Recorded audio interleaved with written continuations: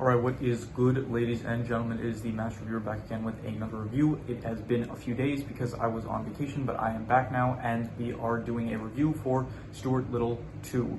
We reviewed the first one a few days ago, and now I am reviewing the second one. It is a rewatch because I watched it, I think last year maybe I watched the Stuart Little movies for the first time. I forgot if I mentioned that in the first review, but we are reviewing the second one. And so let's just get started with the characters. So in this movie, I like the characters more than the first one. I thought that for one, the little family felt a lot better in this one, where in the last one, it's like you had the growing pains of Stuart entering the family, and they're all new to the whole experience. So it's like the conflict just basically comes from like them not getting along with Stuart or him not knowing how to fit into the family. But this one, they're settled in, you know, they still have their conflicts here and there with like, but it's less so about Stuart not belonging in the family and more so about just, you know, normal stuff that happens in a family where it's like someone will mess up, like Stuart, he accidentally crashes the plane that George built, and there's stuff like that, which it feels better than just them not being able to accept Stuart into the family. So I did like the little family better. I thought that Hugh Laurie and Gina Davis as Eleanor and Frederick Little, I thought that I really liked them a lot more in this one. It felt like they cared about Stuart a lot more as parents.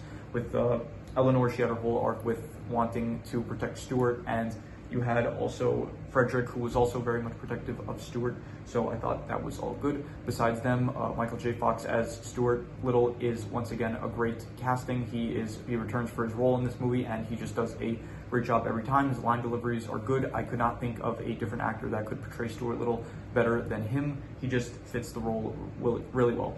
George, he's not in this movie as much. He was a pretty big focus in the last movie, but in this one, he's not in it as much, but I kind of like that better. I prefer when the parents have like kind of more of a focus, and George is kind of like in the background helping Stuart out with like his plans and stuff, so I did like him in the role. You also have Will, which was George's friend, so he's also good. It's pretty much just George and him, like the whole movie. They're kind of just covering for Stuart while he's off on his adventure.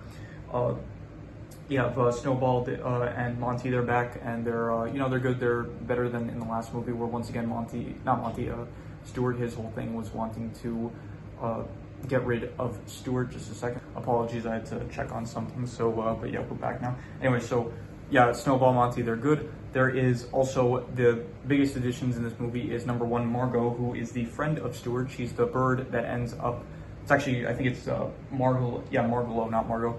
Margalo, she's in this. She is the friend of Stuart, who she ends up meeting him. It starts out because of a scam that she's trying to play on the Little family, but then ultimately she ends up really caring for the Littles and becomes the friend of Stuart, and I guess also the friend of the family via the transitive property, whatever.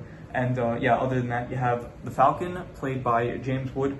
I like James Wood as, I guess, and a voice actor. I don't know about him as a person because I did hear some not great stuff about him, you know, like with a lot of actors in Hollywood, but what are you gonna do? This is about his performance, not about him as a person. And as his vocal performances, I like. He plays Hades in Hercules, he played the Falcon in this, and he's much better. He plays a much better villain than in the last movie, where it's just you have the cats that want to eat Stuart, and they didn't feel like a threat because you have like this whole gang of cats. None of them were able to catch Stuart, but then in this one it's like a single falcon, and a lot of the times it feels like he does have the upper hand, and the only time that he ends up, like, the reason he ends up losing, it honestly feels like Stuart and like everyone in the movie just kind of has luck on their side. Like, he does drop, he doesn't mess around, he does drop Stuart off of, like, I don't know,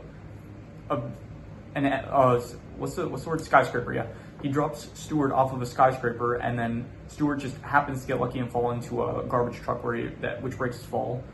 So he really doesn't mess around. It does feel like, okay, he is like a genuine threat in this movie in comparison to like the cats from the last movie. So I did like the Falcon. He was a good character. Also, I think they used CGI on him rather than the cats in the last movie, or maybe also the cats in the last movie. It's like he looks more digital than Snowbell or the cats in the previous movie. So yeah, so in terms of the characters, I will give them probably just I'm gonna go with I'm thinking a 6 to a 6.5, and I'm thinking I'm gonna be harsh and just give it a 6. I think they're above average, but not more than that. In terms of the plot is pretty much just, the last movie was like Stuart, it's like he's trying to find his place in the family. It's like he has a new family, he's trying to get used to that, and so is the family themselves. This one, it's about Stuart is trying to help out his friend Margalo, which initially tried scamming him and his family, but now he is on a mission to try to help her, save her from her, I don't know, her life with Falcon, who is not giving her freedom. So I do like this plot better. It does feel more not intriguing, but the last one, it was kind of just like very, I don't know, like very low stakes. This one feels like it has higher stakes, which I found more enjoyable. So in terms of the plot, I will give it I'll give it also probably like a 6 out of 10, I would say. Like, it's not anything great or anything, but it's still like, you know, it serves the role well. I would say it's above average for a plot. It is, you know, it was good. So moving on to the settings. The settings, I will give probably I'm gonna go with 5 out of 10. Like, they weren't good, but they weren't bad. It was, I think the best setting was probably just like the I forgot what the building was called. It was called like the Pishar building, and it was the skyscraper that was at. So I like that one because it did give a sense of danger, because the Falcon, like, at any moment he could throw the characters off of the skyscraper, which he ended up doing with in Stuart's case, and he almost did with Snowball's case, and he didn't get to, but then Snowball anyway ended up falling off of the skyscraper. So the skyscraper did feel like a good setting, but other than that, everywhere else it felt like either mediocre or just bad. Because again, like the little house, it's like they make it a point, like the little house is like they established it in the first movie as like its own setting. It's not like just some regular house. It's like the little house, but even that, it doesn't look any.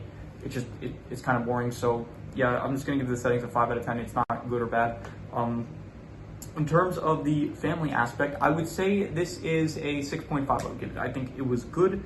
I thought that the family aspect of it, this is definitely like a movie that felt like it had like a strong like family bond to it, with the whole little family caring for Stuart, and Stuart, not just family, but also like friendship with between Stuart and Margalo. So it is definitely a family movie that a family could watch together. So I'm just going to give that a 6.5. In terms of the comedy, I actually liked the comedy more than the last movie. I would give this probably a 5.5, I would say. Like, in the last movie, I don't know what I rated the comedy. It didn't really feel like as much of a comedy, but this one I actually did like some of the moments.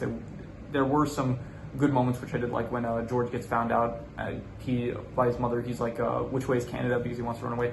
Like, there are some good moments that I did find enjoyable. I thought that James Wood, his lines were also good. There were some moments with him that I liked that came off as comedic. Maybe they weren't supposed to, but I thought it was comedic. And there were just like, this movie felt more like comedic in comparison to the last movie, the last movie kind of felt more serious than this one. So that might also be the reason why this one, the comedy felt better for me. But there were just like moments throughout this movie that I thought were better in terms of the comedy. Anyway, in terms of the drama, I will give this probably like a 6 out of 10. It was, I guess, above average. Like, it's not the most dramatic thing ever. Once again, like I said in the last movie, like, Stuart Little is nowhere near the pinnacle of a dramatic film. It is, you know, the drama just comes from like Stuart trying to save Margalo, and I guess finding out that Margalo was like betrayed him, I guess. So, you know, I was thinking, I'll just say this now. If you liked the first movie, then you'll probably like this movie. If you didn't like the first movie, then you probably won't like this movie as well. So just anything like, yeah, I thought I would just mention that at the end, but I just thought it felt right to mention it now. So in terms of the drama, I would just give it a 6 out of 10. It's not that dramatic, but, you know, it's above average. There's some drama there. And yeah, the worst thing, I would say the worst thing is, nothing really comes to mind when I think of the worst thing. I'll probably just say like, I don't know,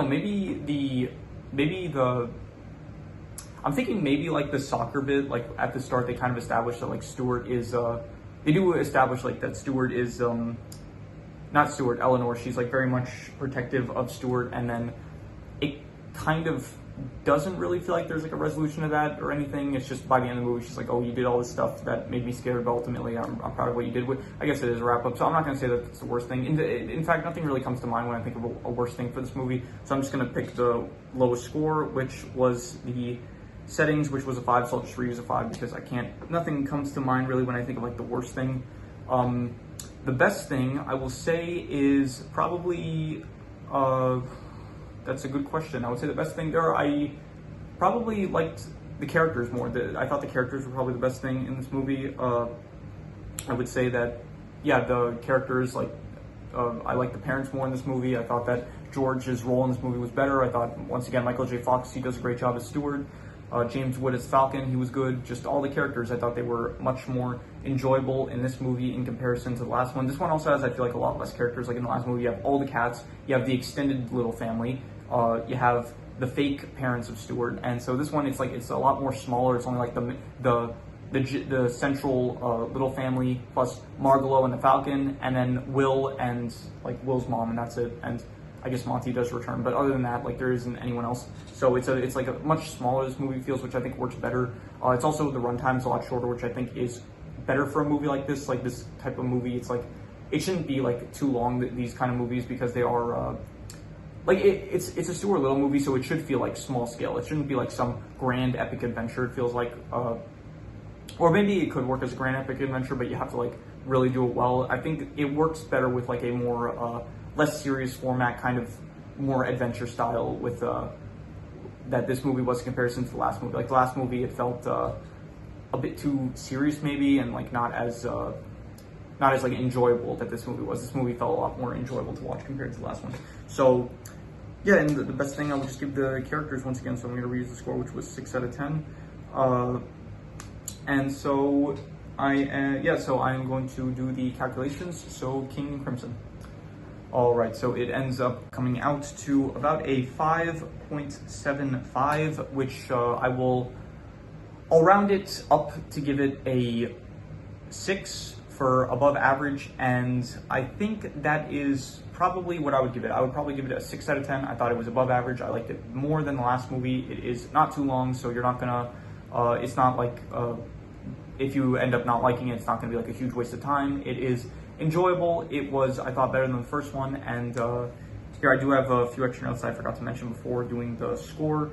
Is here we got, I did like Snowbell's line where he was like, if more people gave up, there would be fewer wars. I like that line. That was a good one. Another bit of comedy that I thought was better in this movie compared to the last one. I did like a lot of the music. A lot of the music in this one was more memorable, I want to say, than the first one, and I enjoyed it more. So the music in this one was better. Like the one with Stuart being alone with like right before he meets Margalo. It's like him like leaving school in his car. Like the song that played, I thought was good, and that whole scene was good.